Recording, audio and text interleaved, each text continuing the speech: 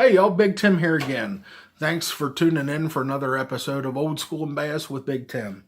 So today we're going to talk about braided line. And I know I told you in past episodes that to me they're all the same. We're going to talk about some differences, but for the most part I think they're all the same. You'll go into my garage and you'll find different spools. This is Power Pro. I've got some Daiwa out there. I have some Vicious. I have some Spider Wire. You know, First off, let's talk the differences. The reason I use what I use is because it's cheap. I get whatever I can get my hands on that's fairly inexpensive. Nobody's paying for my stuff except for my wife. Me and her are paying for all of it.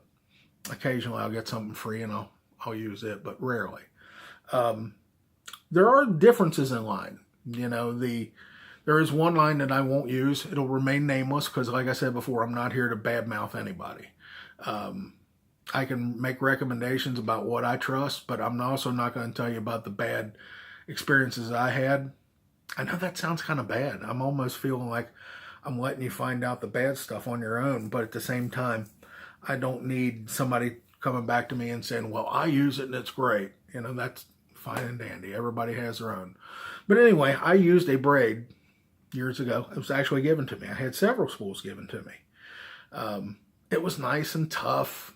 Thin, had all the good characteristics a braid had, but the strands weren't fused together. So what happens is whenever you make a cast with it, it would actually spring together almost like a Chinese finger trap. And so you'd make a long cast and it would just condense like an accordion, and it would bring your lure back toward you. So you weren't getting as long a cast as you wanted. And that was all because of that not being fused correctly. The line needs to be fused. And what that means is, the lines are woven together. And in that weave, they generally put a little coating over top of them to hold them all together. This was not. So you definitely want to make sure that the strands are fused together. Since we're talking about strands, what strands are, there's 4 carrier, 3 carrier, 5 carrier, 8 carrier, but the more strands that you have, the more smooth the line will be. If you ever pick up any fluorocarbon, if you ever pick up any braid and run your fingers down it like this, you'll feel its abrasiveness. I don't know if you could hear it, but it's very abrasive. The heavier diameter, the more abrasive it'll be. And it will tear up your guides. I've worn out a G. Loomis rod. Or was it Loomis? Well, I remember I wore out a rod when the Alabama rig first came out because all that constant tension. When it first came out, everybody was throwing the thing that weighed like 5 ounces. And it just cut right through those guides after 2 days of fishing. So you have to be real careful about its abrasiveness. It'll wear through your guides. It'll even cut you. You have to be very careful with braid because I always tell people it's kind of like an old-fashioned cheese grater. It's strong and thin and it'll slice right through you. I've had some really bad cuts from using braided line. I used to use a lot of braided line years ago, and I learned some lessons back then. I used to love the fact that I didn't lose any lures because I'd stretch hooks, or not stretch them, but I would bend hooks, straighten them out. But I rarely lost lures, which is a nice thing when you're younger and, having to pay for everything. But I also realized I wasn't catching quite as much. Once I switched over to mono, or back to mono, I should say, and then the fluorocarbon, my catch rates really went up for my bottom lures. But braid still has its place. I like braid for topwaters. It has some great advantages, but you have to make some compensations for it. It doesn't have any stretch. So one of the cool things about it is it make a long cast with like my favorite new bait, the shower blow. Evergreen shower blow. You make a nice long cast with that. If you were using mono, in the old times, you'd have to really whip that bait to make it do its thing, make it walk the dog. Well, with braids, since there's no stretch, you just kind of twitch your wrist. It's a lot easier on you. The older I get, that's more important to me. You can fish it longer without wearing yourself out. So it doesn't have any stretch. That's a good part about it. That's also the bad part about it. When a fish does finally bite it and gets hooked up, and this goes for any treble bait, any bait that has treble hooks and using braid, turn your drag down.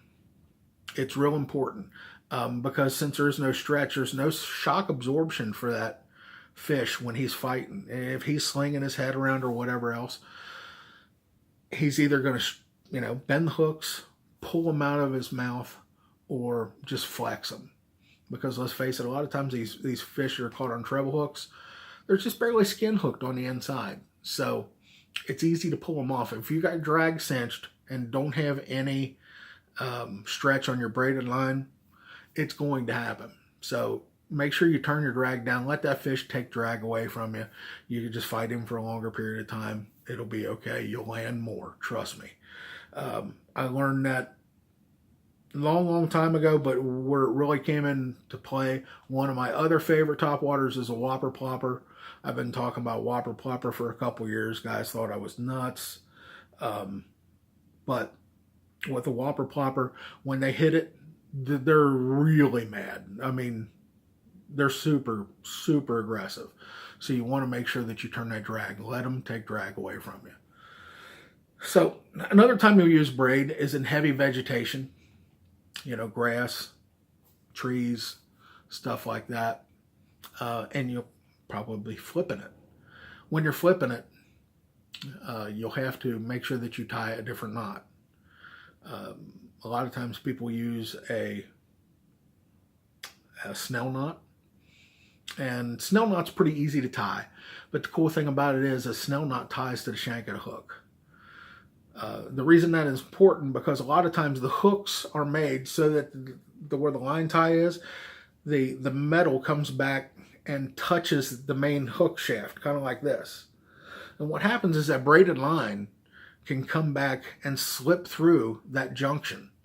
Because braided line's real thin. We talked about it being thin. It can slide right through there. Same thing on a topwater lure. Some of my topwater, obviously all the whopper ploppers have split rings on them.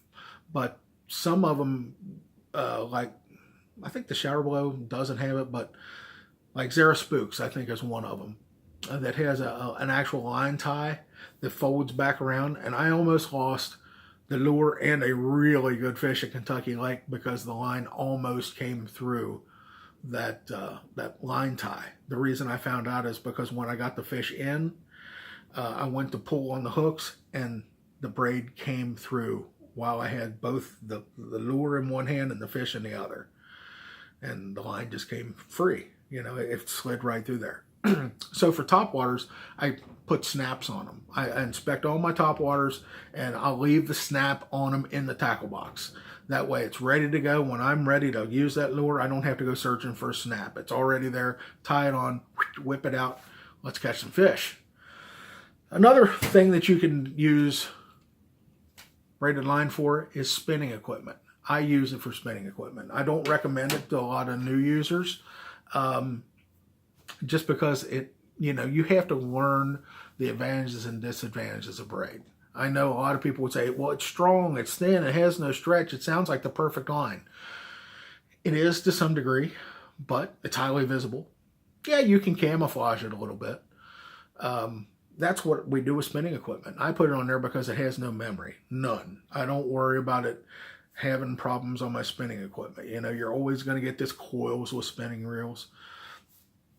You generally don't get it too often with that. But what I tell people with it is when you do get a problem with it, a lot of times it's catastrophic. So you have to be real careful with braid. One of the things that's weird about braid is when you cast it, this happens more, I've noticed it more with spinning equipment, but when you cast it, somehow or another, I guess the wind blows it back and it'll tie itself in a knot around the end of your rod. I have no idea how it happens, but you're sitting there and you reel down on your lure or whatever, trying to take up the slack, and all of a sudden you can't reel anymore. And of course, old guys like me, we have to wear our cheater glasses like we got here. to try to untie that line around the end of your rod. You young guys don't have to worry about the cheaters maybe, but it's not fun. It takes out of your fishing day. It's aggravating. So anyway, braid has its place. One thing you want to do when you put braid on, if you're putting it directly on the reel without any kind of backing, you want to make sure you put a layer of tape around it. What I like to do, I don't like using an arbor knot when I tie it to the spool. What I like to do is I put a clinch knot, cinch it around the spool, and then take a wrap of electrical tape and put around the whole thing. That solves everything. If you've ever set the hook on a tree or really big fish, or ever had a snag and you feel like your drag's not working, look down and you see that spool moving, chances are you forgot to put braid or tape on the braid. That's what happens. It just slides around. There's no friction. So it just slides around the metal of the spool. So you need to use some tape if you're not using backing. I use backing for just about everything. We'll talk about that when we talk about putting line on reels. But either use backing or tape. Another thing we talked about is how it's highly visible. You can camouflage this line, braided line, by using a magic marker. You can stretch it out, take your magic marker sideways, and color it. Black marker, Sharpie. Definitely black, don't use green. We'll talk about green another time too. Well, we'll go ahead and talk about it now. Experts have shown that green is one of the easiest visible colors to fish. Now, that sounds kind of funny, but if you think about it, most of your lures that you use, the best lures are green. So a lot of people go and buy green line and think, oh, this is the end all be all. I'm camouflaged. I'm matching the water. No, you're actually not. You're actually making it more visible to the fish. So that being said, green is not a good one to use. I use black marker. Still not invisible, but it helps. Another thing you can do to camouflage it is to tie a fluorocarbon leader on, either using a bud knot. Some guys use a swivel, but there's a couple of different ways that you can do it.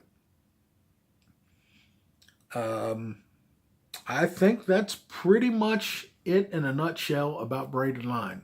I'm sure there's other questions or whatnot, and we'll talk about different things when we're talking about spooling up the reels. We're going to future episodes talking about different setups and everything else. But until then, thanks for tuning in, and look forward to seeing you the next time. Don't forget to tell your friends, like and share these videos. Subscribe, please. And if you're a coach or a high school or a college angler, anything along those lines, please feel free to share these videos with your teams.